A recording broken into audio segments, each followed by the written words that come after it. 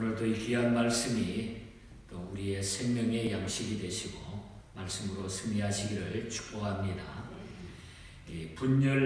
왕국이 분열 후에 그 왕들의 타락으로 말미암아 북왕국 이스라엘은 그 우상 숭배가 온통 가득해가지고 아합 왕 때는 그 정도가 극도에 달했음을 우리가 16장에서 아합이 등극하면서 나타났던 상황을 우리가 어제 아침에 보았습니다.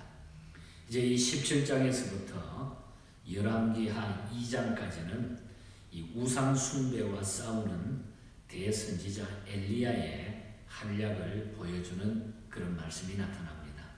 연대로 보면은 BC 837년에서 852년 사이에 나타났던 사건들입니다.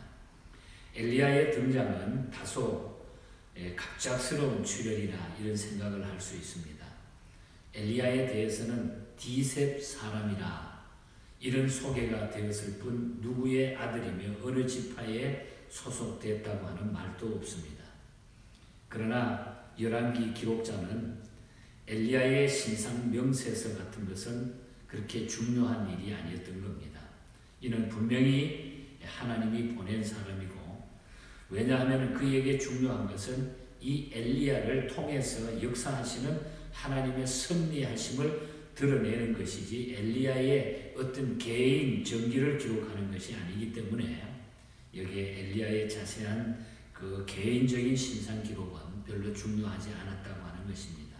그러나 분명히 하나님이 보내시고 하나님과 동행한 사람이라는 것을 우리는 엘리야를 통해서 알고, 이 엘리야는 결국 이 땅 위에서 죽지 않고 해오리 바람을 타고 하나님 앞에 승천한 에녹과 같은 성경에 나타난 두 인물이 바로 천국으로 올라간 사람으로 기록되어 있기 때문입니다.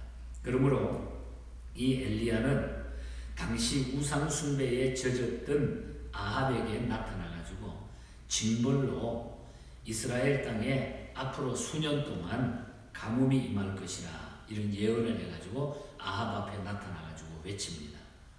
1절에서 7절 사이에 보면은 우리가 아합 왕 시대는 어떻게 생각해 보면은 하나님의 왕국과 사탄의 왕국이 전투를 벌일 적점장이라 이렇게 전쟁터와 같은 것이라 우리가 할 수 있었습니다. 이 전투에서 하나님의 왕국의 군병은 바로 엘리야와 그 나중에 또 그 제자로 등장하는 엘리사였던 겁니다.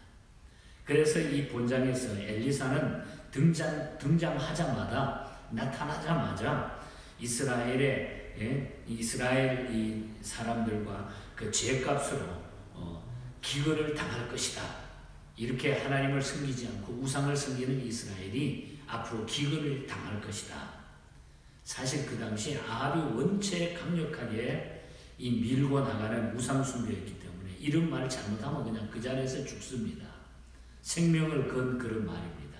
참으로 어려운 일이었습니다. 이 이야기를 한다고 하는 것은 생명을 거는 일이라고 볼 수 있는 그런 일입니다.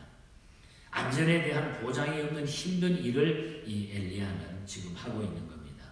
아합과 이스라엘 백성이 숭배했던 그 당시에 이 바알은 농경신입니다. 농경신.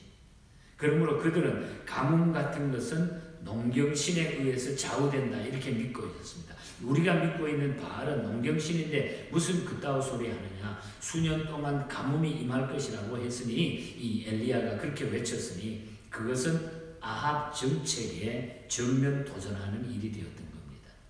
그러므로 그것은 생명을 거는 일이었다 하는 것을 보게 됩니다. 그런데 이 엘리야는 이 일을 해냈다고 하는 것입니다. 하나님의 주권적 사역을 인정하는 사람은, 하나님의 성도들은, 하나님의 백성들은 어떠한 상황에서라도 하나님의 뜻을 선포하는 일에 주저함이 없어야 된다는 것입니다. 우리가 이 말씀을 통해서 분명히 알게 됩니다. 이렇게 하나님의 주권적 사역을 믿고 신뢰할 때에 안전을 보장받는 것이 없다 할지라도 말씀대로 실천해 나간다고 하면은 하나님의 안전이 반드시 준비되어 있다는, 하나님이 책임져 주신다는 거죠. 절대 하나님은 거기에서 버리지 아니하고 하나님이 안전하게 보호해 주신다는 겁니다. 그래서 이 엘리야는 그렇게 아합 왕 앞에서 앞으로 수년 비가 오지 않을 거다. 이스라엘 같은데 이 사막 지역이기 때문에 비가 오지 않으면 큰일 납니다. 너무나 어려운 일이 이슬 하나 내리지 않고 비가 없으리라. 그렇게 대단한 저주의 메시지고 하나님의 메시지를 던졌던 겁니다. 수년 동안 가뭄이 임할 것이라고 이 예언한 엘리야에게 하나님은 그 다음에 순서적으로 그리 시내가에 가서 숨으라. 그렇게 하고 그리신 아합이 너를 죽이려고 할 테니까 빨리 거기에 가서 숨어 있으라. 이렇게 3절에 이야기합니다. 엘리야가 하나님을 믿고 용감하게 예언했을 때 하나님의 안전이 찾아왔다는 거예요. 하나님의 보호하심이 나타났다는 거예요. 그것은 그리 시내가에 숨는 것이었습니다. 그리 시내가를 2008년도 이스라엘 방문했을 때 한번 거기를 봤어요. 지금은 석류나무가 막 우거져 있는 그런 계곡이더라고요. 근데 그곳에 가서 거기에서 지내는 겁니다. 그런데 거기에서 까마귀를 통해 가지고 하나님은 떡과 먹을 것을 계속 갖다 주는 겁니다. 너무 놀라운 일을 하는 겁니까? 하나님은 왜 이 위대한 첫 발을 내딛는 엘리야에게 그리 시내가에 가서 숨으라고 했을까? 우리가 시편 23편을 잘 알지만 시편 23편 말씀처럼 잔잔한 물가나 푸른 초장이 아닌 다 말라가는 그리 시내가에 숨으라고 했을까? 잔잔한 물가도 아니고 푸른 초장도 아닌 왜 그런 곳에가 숨으라 했을까? 하나님의 말씀에 순종하여서 하나의 힘든 일을 이루어 놓은 뒤에 인간의 심리는 여러분 대부분이 자부심에 차 있게 됩니다. 내가 이렇게 됐다. 자부심에 차 있게 됩니다. 마가복음 6장 31절에 보면은 전도 나갔다가 기적이 나타나는 체험을 제자들이 막 하게 됩니다. 그때 제자들이 막 이렇게 자부심에 넘쳐가지고 우리가 이렇게 큰 일을 했구나 이렇게 아마 막 떳떳하게 돌아왔을 때에 예수님은 그 제자들에게 뭐라고 그랬어요? 한적한 곳으로 가라 그랬어요. 한적한 곳으로. 조용히 그렇게 말씀을 하셨어요. 너희들이 그렇게 떠들지 말고 조용히 가서 기도하라. 한적한 곳으로 가라. 하나님은 자부심에 차 있는 사람을 쓰시지 않는다는 그런 얘기입니다. 후에 갈멜산의 이 승리는 이 말라가는 그리 시내가에 체험이 있었기 때문에 이 갈멜산의 승리가 그 후에 찾아오게 되는 겁니다. 항상 하나의 일이 성취된 이에 우리가 밀실로 들어가서 하나님과 조용히 교제하는 힘을 얻지 않으면 그 다음 일에 실패하게 되어 있음을 우리가 알아야 돼요. 그래서 하나님은 이 엘리야를 그리 시내가에 가서 숨게 하고 거기에 고생 아닌 고생을 시키고 있는 이 모습을 보게 되는 겁니다. 그리 시내가는 새로운 것을 채울 수 있는 교육장이 되었다고 하는 것입니다. 그리 시내가는 점점 말라가지고 바닥을 흉하게 드러내 놓아서 마지막에는 결국 거기에까지 물이 다 말라버렸다 그랬습니다. 이때가 자신의 가장 나약하고 앙상한 죄를 보게 되는 그때라는 겁니다. 그럴 때에야 비로소 하나님을 의지하게 되고 하나님을 전적으로 의지할 때에 까마귀의 역사가 일어난다는 거예요. 그래서 그때도 하나님은 절대로 우리를 버리지 아니하고 까마귀를 통해서라도 먹을 것을 제공해 주시는 우리 하나님. 까마귀의 역사가 나타나게 되어 있어요. 우리가 아무리 어려워도 하나님의 백성들이 가는 길에 순종하고 가는 길에 까마귀의 역사가 나타나게 될 줄 믿습니다. 까마귀는 먹을 것만 보면 개걸스럽게 먹는 새인데 엘리야에게 먹을 것을 물어다 준 것을 보면은 실로 하나님의 역사입니다. 하나님의 역사. 이렇게 하나님을 전적으로 믿고 신뢰할 때 하나님은 불가능을 가능케 하시는 분이다. 불가능을 가능케 하시는 분이다. 그래서 그리 시내가가 다 말라서 거기에서 물조차 먹을 수 없는 그런 입장이 되었을 때에 우리가 읽지 않아 8절부터 16절까지 내용을 읽었습니다만 하나님은 시돈의 한 과부의 집으로 가라 그랬습니다. 거기에 가서 물도 얻어먹고 배고픔을 채우라고 하나님은 시돈의 과부 집으로 이 엘리야를 보내죠. 그래갔더니 그 여인이 이제 가루가 조금 남은 거 자기 아들하고 이제 마지막에 불때에서 구워 먹고 우리는 이제 죽으려고 합니다. 죽으려고 합니다. 그런데 이 엘리야가 그 여인에게 분명히 이야기해. 두려워하지 말아라. 우리 두려워하지 말라. 그리고 그대로 내가 말한 대로 순종하게 되면, 실천하게 되면 분명히 하나님께서 계속해서 복을 주실 것이다. 그래서 순종했을 때 어떻게 됐습니까? 그 가루가 영원히 떨어지지 아니하는, 가뭄이 끝나기 전까지 그 가루가 떨어지지 않는 풍성한 양식을 하나님이 거기에 제공해 주게 됐다고 하는 것.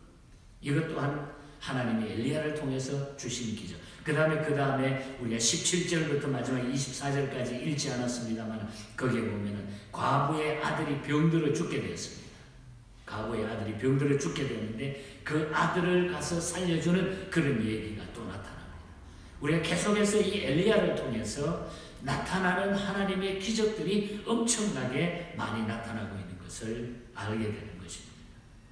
엘리야가 이렇게 사르밧으로 내려가서 복음을 전하고 하나님을 증거했던 이 사건은, 엘리야는 하나님의 인도하심으로 기근을 피하여 사르밧으로 간 이 사건으로 인해 가지고 어떻게 보면 이 엘리야는 최초의 이방의 복음을 전한 선교사가 됐다고 하는 이 사실입니다. 왜냐하면 우리 예수님께서 누가복음 4장 25절과 26절에 보면은 예수님이 그 당시에 예로 들어가지고 이야기하는데, 자기를 많이 배척할 때 배척받는 사람 앞에서 이 말씀을 인용해가지고 이야기를 해주는 메시지가 나타납니다. 누가복음 4장 25절과 26절에 보면.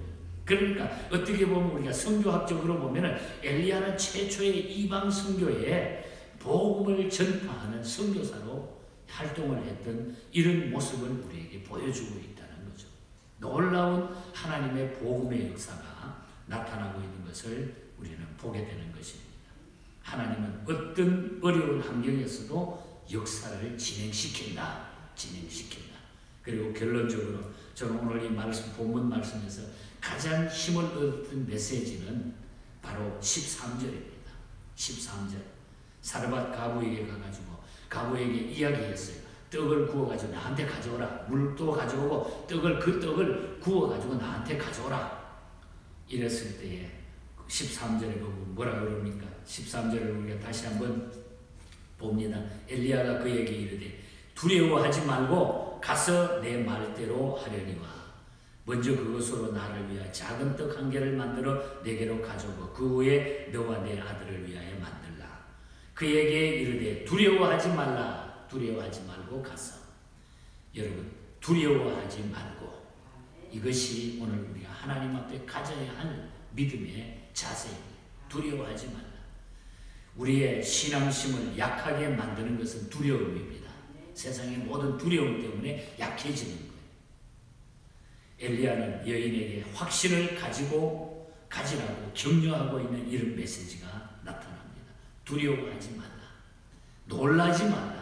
그래서 성경에 보면은 모든 하나님의 종들과 하나님 앞에 승리했고 강하게 나갔던 모든 사람들은 두려워하지 않았던 사람. 이런 사람들은 승리했습니다. 오늘 이 시대를 두려워하지 않고 나가기를 바랍니다. 블랙 호니 우리 작시했던 우리 찬송가 방금 불렀잖아요. 나 두려움 없네, 두려움 없도다. 주 예수님 늘 깨어 계시도다. 이 흉흉한 바다를 다 지나 저 소망의 나라에 이르리라. 나 두려움 없네, 두려움 없도다. 여러분, 우리는 어떠한 환경 가운데서도 하나님이 나와 함께 하신다. 하나님은 어떤 환경 가운데서도 하나님의 말씀대로 모든 역사를 진행해 나가신다. 엘리야가 그 도구로 사용되고 있는 것을 보게 됩니다. 오늘 우리가 이 말씀을 붙들고 두려워하지 않는 이런 믿음의 자세로 이 어려운 시대를 두려워하지 말고 모든 것들을 이겨나가는 저와 여러분이 되시고 우리 교회가 되기를 주님 이름으로 간절히 축복합니다. 하나님 아버지 감사합니다.